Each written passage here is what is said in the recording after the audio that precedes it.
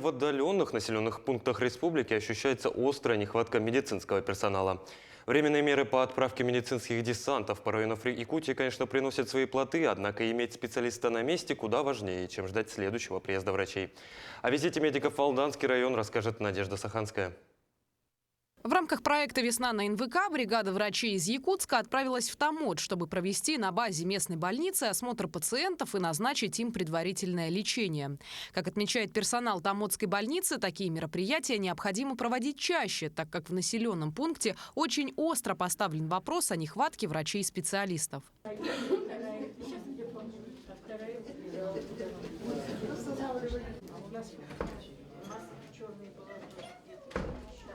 Укомплектованность врачей на сегодняшний день составляет 70%, но все равно чувствуется острая нехватка специалистов, так как некоторые приезжают врачи сюда по 2 раза в неделю из Алданской центральной районной больницы, а для пациентов это тоже что-то вроде отдельного квеста, потому что попробовать записаться на ту или иную процедуру – это тоже большое дело, вследствие чего возникают проблемы. И вот нехватка кадров – это то, на что действительно жалуются граждане, жители города Томота.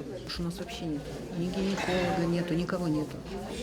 Вообще никого вообще нет специалистов. Я уже за полгода съездила 3 раза в Благовещенских на обследование. Уролог нужен обязательно. Очень много. Поэтому, конечно, почаще приезжайте к нам. Спасибо. Вот вы как снимаете и спросите, почему нет врачей? Больница новая, кабинеты хорошие, 4 этажа, значит и врачи должны быть. В чем причина? Причина кроется в зависимости Томотской больницы от Алданского районного учреждения здравоохранения. Как уверены члены общественного совета Томота, все началось со смены руководства. Мы хотим улучшить работу нашей Томотской городской больницы.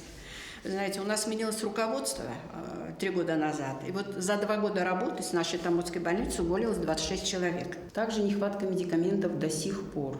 Те, которые по нормативу есть, что-то больше, физраствор или что-то, это тоже все покупается. У нас, как депутатов городского совета, будет обращение к главе республики к Александру Сергеевичу и правительства республики о рассмотрении вопросов отсоединения от ЦРБ Алдана, больницы, и присоединения статуса отдельного юридического лица нашей больницы.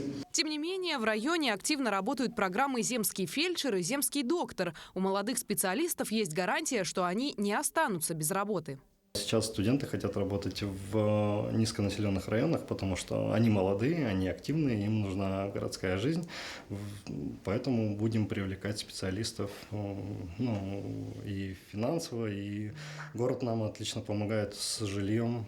Несмотря на жалобы жителей города и пустые кабинеты врачей, стоит дождаться выездной оценки Минздрава, чтобы впоследствии выработать адресные меры поддержки районам нашей республики.